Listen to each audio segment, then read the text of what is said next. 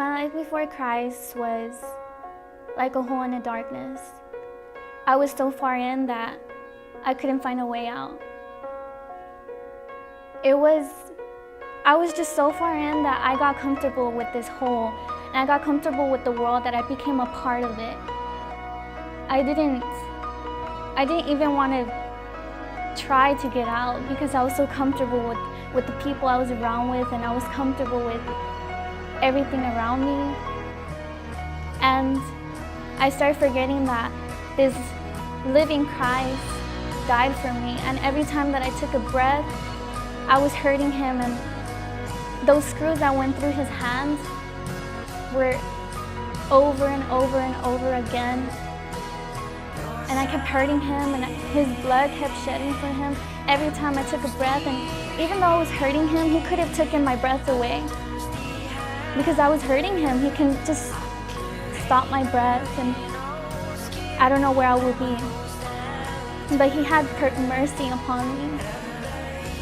And this God that is more real than the science that I fell in love with it, and the religions that I tried to find out and see what was the truth. This God took a breath upon my life and changed it. I didn't need a camp, I didn't need anything to make me encounter God's love. I didn't need that. I locked myself in the room, I looked at my reflection, and I was like, who am I? Who was I to judge other people? Who was I to act like I knew about Christianity? But to me, it was just another hypocritical statement. I was a hypocrite. But then I looked at myself, and I started to cry, and I kneeled down and I asked God to forgive me. And he told me, I forgive you. And so from that day on, I told him, if I'm gonna live, I'll die for you.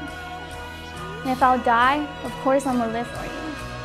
I'm not gonna die for no reason. I'm not gonna take a breath for no reason. I'm gonna be here to do something for you, to not something, but do everything for you. And every breath that I take, let it not just be just a breath. I want it to be a living breath that glorifies my Lord and Savior.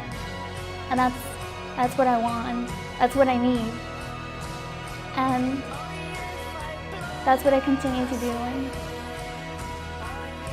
when I look at myself now, I'm proud to say that I'm Jazmin Mata and I'm Ignite.